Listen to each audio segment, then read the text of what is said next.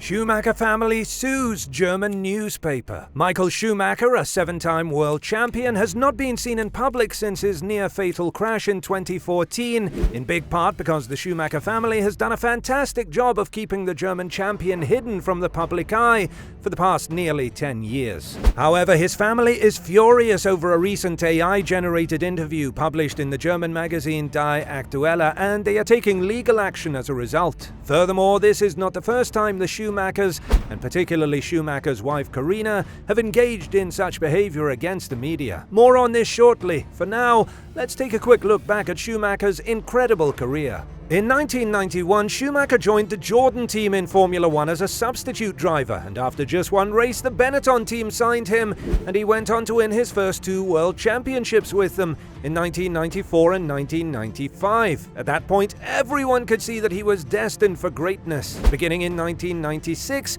his decade-long tenure with Ferrari saw him become one of the greatest, if not the greatest, Formula One driver of all time. When Michael Schumacher joined Ferrari, the team had fallen on hard times, but he turned things around and led them to 5 straight world championships from 2000 to 2004. During this time, Schumacher dominated the sport to an unprecedented degree, winning 56 races and setting a slew of records for victories, pole positions, and fastest laps. Schumacher's style of racing combined technical expertise with psychological manipulation. He was a master of psychological tactics, often playing mind games with his competitors and using his frightening presence to gain an emotional advantage, and was recognized for his fastidious attention to detail in both the setup of his car and his physical training program. Despite this, Schumacher's achievements have been met with some level of criticism, as he was subjected to consistent criticism for the aggressive manner in which he drove, and he was involved in a number of events on the track that were regarded as being either unsafe or unsportsmanlike. In addition, there were statements made that the sport became tiresome and uninteresting to watch as a result of his continuous success in the early 2000s. Little did these critics know what was about to unfold come Lewis Hamilton's Mercedes tenure. Schumacher's legacy in the sport will endure despite the large amount of critics.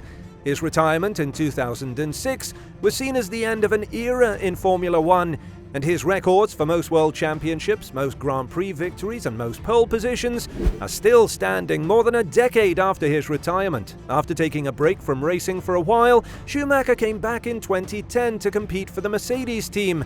His second go-around in F1 wasn't as fruitful as the first, because of the difficulties he had adjusting to the new hybrid engines and aerodynamic regulations, and he officially called quits in 2012 after a season in which he finished 13 in the championship standings. But nobody knew what the soon-to-come fate would bring him and the Formula One community. Schumacher was put into a medically induced coma for several months after sustaining a severe head injury in a skiing accident in December 2013. Since then, his family has been notoriously discreet about his condition, and very little information has been revealed regarding his recuperation, despite widespread concern from fans and the motorsport community. Corina, Schumacher's wife, successfully sued the media in Cologne for publishing photos of her outside the hospital in Grenoble while her husband was still in a coma shortly following his accident in 2014. The court has determined that the ex-world champion's wife's photo shoot results should not be made public. The regional court in Cologne came to the conclusion that Corina has a constitutionally protected right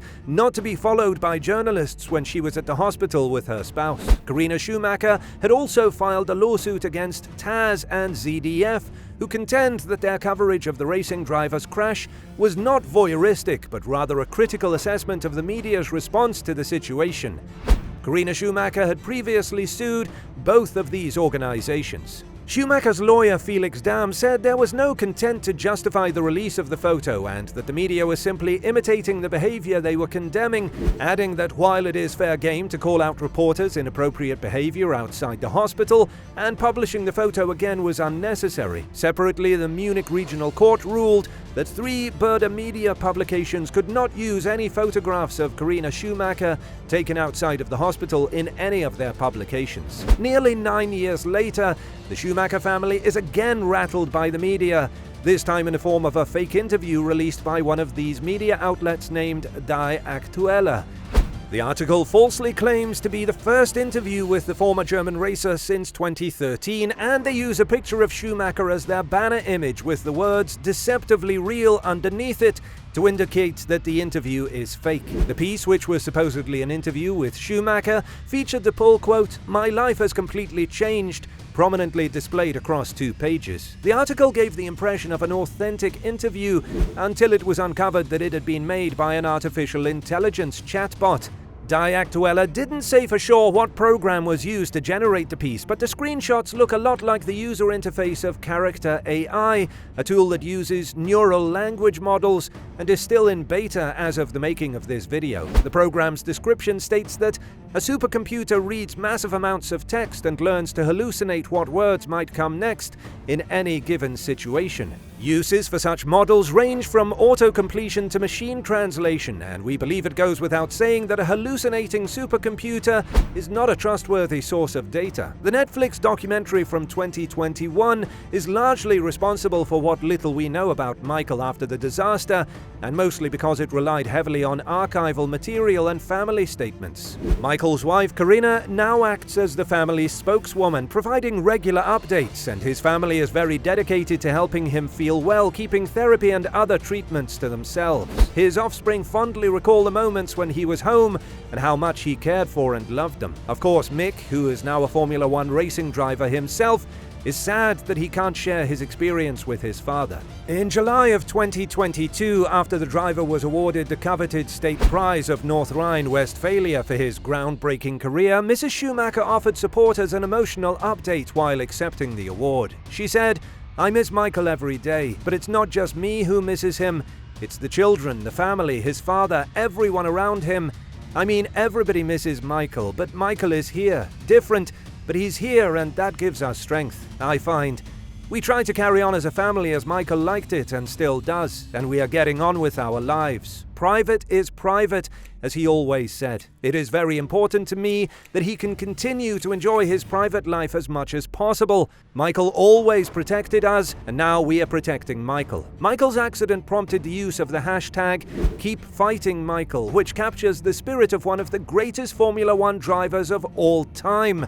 Michael was a great believer in keeping at it despite the setbacks, and because of this trending topic, the Keep Fighting Foundation was created to continue Schumacher's charitable efforts. Even though Lewis Hamilton has now tied Schumacher's record of 7 world championships, Schumacher's legacy in Formula One is still widely recognized. His influence in motorsports is indisputable, and his dogged perseverance and boundless passion continue to serve as an example to millions of individuals outside of the racing scene. It is critical to show compassion and respect for Michael Schumacher's family by honoring their wishes for privacy following the disaster. We also must remember that the family's decision is based on what they think is best for Michael, and we should not be like that German tabloid and try to force your values and preferences on them. The family's right to privacy is important because it lets them deal with the whole situation on their own terms. What do you think? Will we ever see Michael Schumacher in public again? Let us know your thoughts and opinions in the comments below, and see you next time.